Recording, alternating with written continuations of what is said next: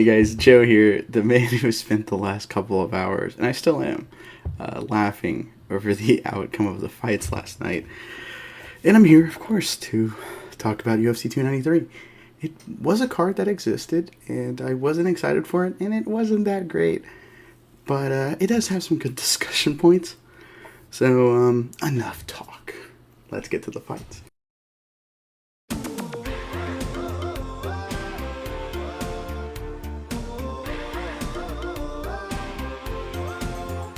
So main event, Sean Strickland, Israel Adesanya, a fighter who many, Israel Adesanya by the way, a fighter who many were saying was the greatest middleweight of all time, and and he was taking on a guy the UFC didn't really want to match him up with. Like, they just really wanted Izzy on this card. They didn't, and DDP couldn't do it, so they were like, I guess we'll do Sean Strickland, which was all of our reactions. I'm like, sure. So Strickland is like a guy who's like a decent volume boxer, a lot of 1-2s. Sometimes he throws a left hook. And many people, including us on the preview show, didn't really give him a chance at all.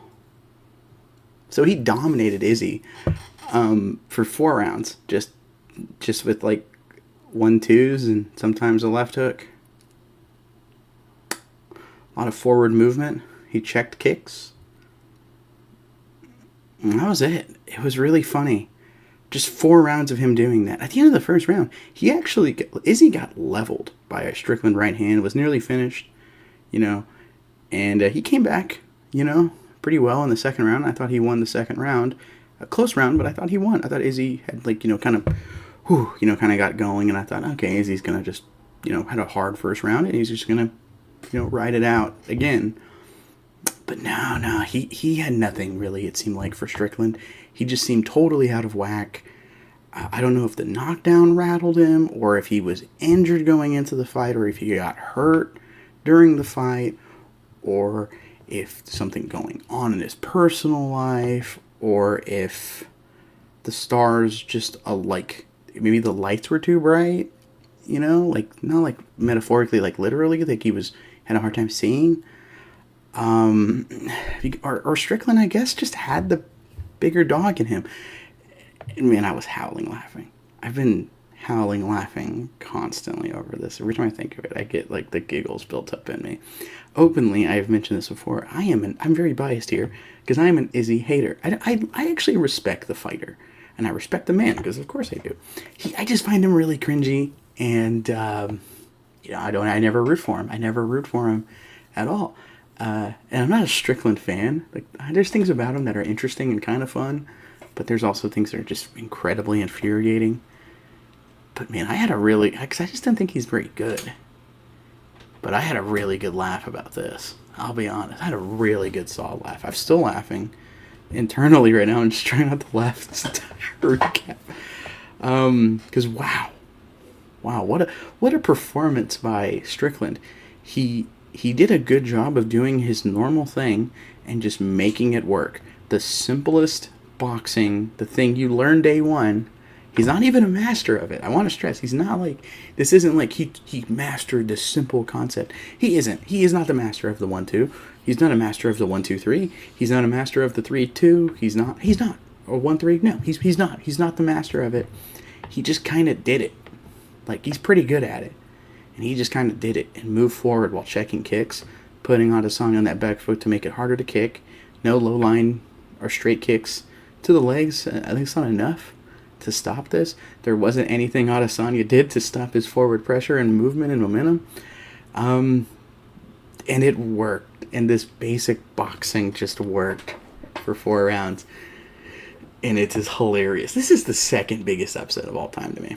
Right, I think this is bigger than Nunes Pena because with Nunes Pena, I think you can argue that Nunes got beaten by 2 things. 2 things beat Nunes that night.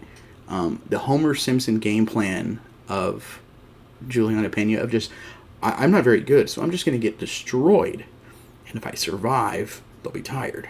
The Homer Simpson and the wine mom boxing style. That works on only gas Pena. The ducking jab that she just didn't have an answer for.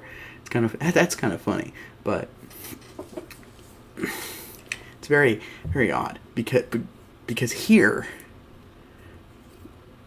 outside of pure speculation of what was going on with Izzy's head, this was just a thorough stomping. What we saw was a thorough stomping.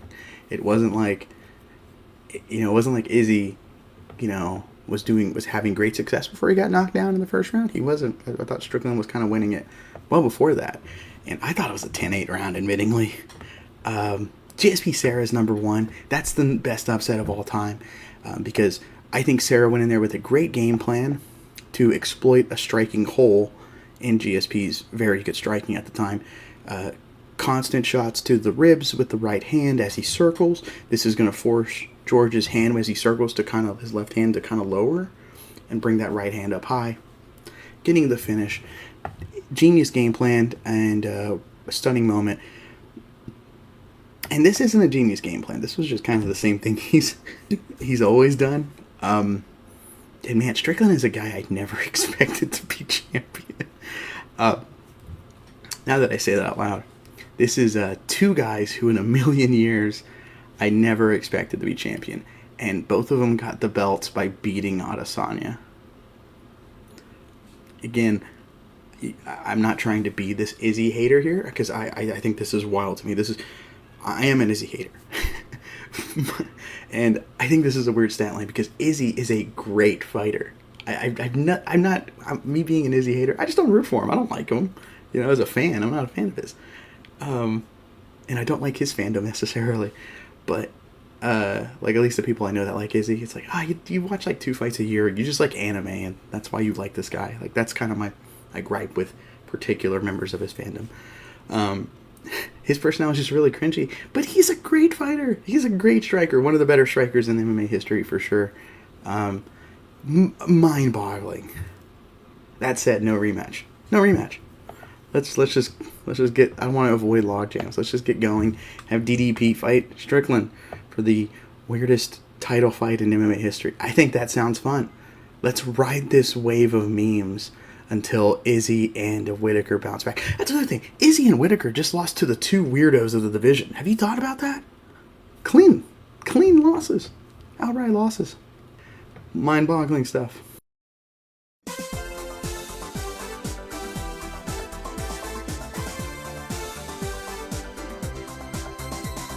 Let's get to the co-main event. We had Alexander Volkov taking on Tai Tuivasa at a heavyweight clash. Felt like a smashing. Tai Tuivasa had some good low kicks in there, but for the most part, Volkov is just super clean, just doing his thing. Nearly finishes him at the end of the first round with a good swarm on a bloodied Tuivasa. Second round, Volkov has top position, tries to get an arm triangle choke, doesn't get it, gets an Ezekiel choke instead. It was sweet, super sweet Ezekiel choke. And this is a rough stretch for Volkov. Or not for Volkov, it's a good stretch for Volkov. Rough stretch for Tai Tuivasa. And I hope he bounces back. He's always just a bundle of fun. And Volkov, once again, showing he's basically always excellent in a division that is rarely excellent. But for the rest of the card, because there's a big thing I have to talk about. Manel Kape, Felipe Dos Santos put on a great fight with Manel Kape getting a decision win. Justin Taffa, nasty KO over Austin Lane. Tyson Pedro, he beat Anton, knocked him out, first round, right? Then pulls out a samurai sword and did the whole it's kind of weird. Kind of made me laugh. People thought it was cool. Sure, yeah, hey, I was like, yeah, that's funny. You're cool. Carlos Ulberg, he won a decision, right? He kind of won twice in the night in my weird mind. He won a decision, then they rolled it back to a submission win as Daeun Jung. He actually tapped out from the rear naked choke at the very end of the fight. Very odd how that worked out. Man, poor Jack Jenkins, he was looking good, I thought. This guy's actually pretty fun to watch. I forgot about him fighting earlier in the year, being really entertaining. And, man, nasty arm injury on his takedown from Shepe Mariscal. That led to him losing by verbal submission from the injury. He was really bad. Jimmy Malarkey, he got a unanimous decision win in a boy-tastic fight with John Makdessi. Nasrat Hakparast, he beat Landon Quinones by decision. And Charles Radtke, Charlie Buffalo, I think was his nickname. He beat Blood Diamond, who I still am shocked is in the UFC. Still, by decision, And then finally, Gabriel Miranda beat Shane Young, and Kevin Jousset beat Kiefer Crosby, both by rear naked choke. And now for the final big talking point, the big mainstream talking point, even with the main event where Sean Strickland becomes champion. Is the slurs. I probably should talk about that. So first on the card, going chronological order, let's do this. Charles Radtke, he dropped the F slur bomb, referring to the home crowd after they booed him for beating Blood Diamond, who is a hometown city kickboxing guy. Then Manel Kape, who is beefing with Guy France, he told the crowd that all of city kickboxing is a bunch of F slur bombs. And then there's a third one. I want to add this in because this one I actually did some research on. Eric Nixick, who's a fantastic coach. He's the coach for Sean Strickland and most of the guys at Extreme Couture, and Francis Ngannou, most notably big Eric Nixick. Those guys are super tight. And he called Izzy I'm trying to think of an easy way to say this. A C, good period, sucker. Called him that during the main event, like in the corner, trying to hype up Strickland and stuff like that, which I totally get. So 2 of those in my mind initially were pretty bad. The other one, I was like, that's bad, but not as bad. And so I actually went to talk to some friends because they had some friends that wanted to talk about some things going on in their life before I shot this. So I'm shooting later. Got a little delayed by that. But I asked them, because neither one are like big MMA fans, but they brought up, the 2 prior ones to me. And I said, well, there was a third one. And I was like, you know what? I actually want your opinion on this. And I talked to him and I said, yeah, I feel like it's bad, but nowhere near as bad. It's like, I feel like it's kind of like how there was a period of time in like the mid 2000s, how we used, I don't even know if I want to say it, but we used a 3-letter word that starts with G as a slang for stupid and dumb, like that was like a common thing.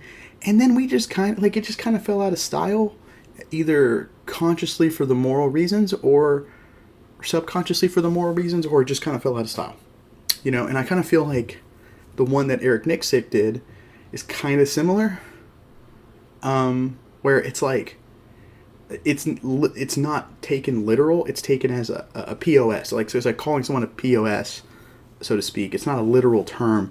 So I was but it's still bad because it's outdated language, just not on the same level. So I asked them, because one of them is part of that community, I guess you could say, and I'm not, straight dude from Oklahoma, and so I talked to them, and one of them more in touch with all of that because of family and friends. The other one, part of that community. And so I was like, hey, I want your guys' opinion on this, because I feel like you guys would give a better, example. Because they heard about it, they were kind of laughing because they have a good, they have a sense of humor. They can go, wow, I can't believe that happened. Wow, kind of that kind of laugh, And they said I asked them about the Eric Nixick once, and they said I have it here because I wrote down exactly what they said. They called it outdated language and not as harmful as the other 2, but still pretty, hey man, like slap on the wrist, like, don't say that, dude, you idiot, you got caught saying that, dummy, you can't say that, like, kind of thing. And I understand, on one hand, I'm kind of like, oh, it's in the corner, it's in the corner where he said that. So in my mind, when I'm cornering, I'm probably not thinking about the camera on me or the microphone on me. I'm just trying to get my guy motivated, and he's having to motivate a guy like Sean Strickland, which, in fairness, everyone's kind of surprised it wasn't him that said any of this. I expected a 4th. I think we all did if he won. He didn't. Good behavior on his part.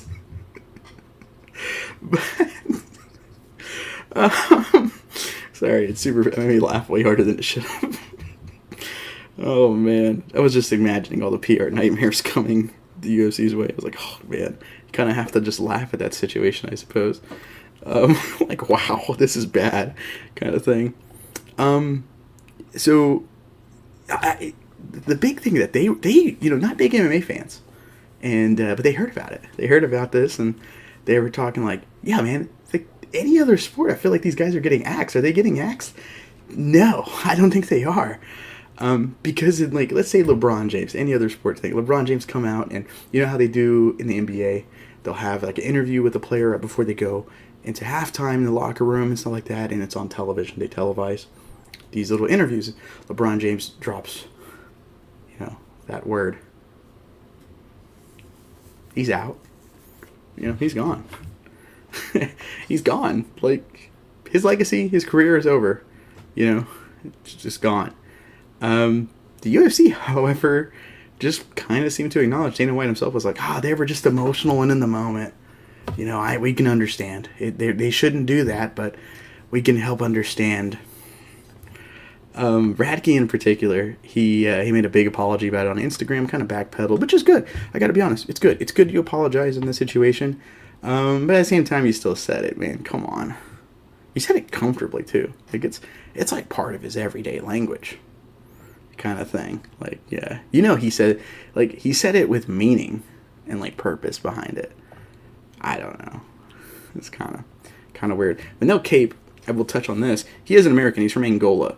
He trains, funny enough, leading back to Sean Strickland, trains at Extreme Couture with Sean Strickland and all them, Eric Nixick and all that. But he's from Angola. So as much as I hate saying this, you have to kind of consider other cultures. Some cultures, homophobia is much more common. Here in the States, it's, you know, hated. It's considered disgusting and abhorrent, rightfully so. It's awful things. Some sections of the world, though, it's a little more common, sadly. So you can kind of understand it. But you still said it. And it's awful. Awful thing to say. Like, I'm not forgiving him because of his culture and upbringing. No, I don't care. You still said it. Come on, man. Horrible.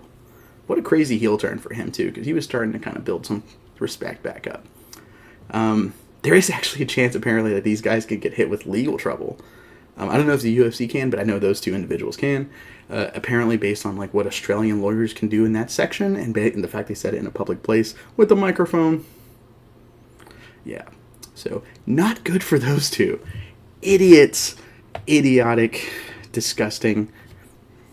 Jeez. Man, any other sport. Why is it our sport that has to have people like this? Oh, well. I mean, I don't expect any punishment from the UFC, honestly, even though I think at least Radtke is on the chopping block. I can definitely see, they'll keep getting suspended, but I don't see it happening. I mean, they still have John Jones employed, and they credit him as like the greatest ever now they're trying to push, you know, based on all the horrible, disgusting stuff he's done in his career. Yeah, they're not going to do nothing. That's it for me, though. If you want to see more of me, let's be honest, you do. I know you do. It's okay, bud. It's okay, guys and gals. I get it. Ever since I became single, I'm just that much more attractive. And I'm that much more intelligent, I'll even go far as to say. But me and Carl did shoot a special edition of the preview show over UFC Noche, which, you know, has the title fight between strawweight champion Alexa Grasso, and she's taking on Valentina something. I'm kidding. Valentina Shevchenko, of course. I had to make that little joke. And, of course, I will be back next week to recap that, and we are working on some retro reviews that are delayed. So expect those in the pipe coming up soon. And anyways, though, I'm Joe with the INC. Thank you for watching.